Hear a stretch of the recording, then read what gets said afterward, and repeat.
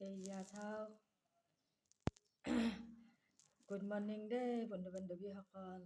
এয়া ৰাতিপুৱা মই গা মূৰ ধুই এয়া চাওক চাকি জ্বলাইছোঁ ককাই ঘৰত। এয়া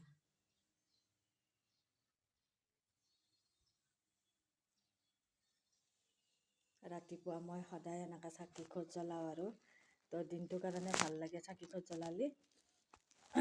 তো যিহেতু আমি ভাড়া ঘৰত থাকোঁ, থাকি কিনে তথাপি মই এনেকৈ চাকি খোজ জ্বলাওঁ আৰু ভাল লাগে। চবে এনেকৈ চাকি ধূপ জ্বলাব ৰাতিপুৱা গা মূৰ ধুই উঠি, দিনটোৰ কাৰণে ভাল লাগে।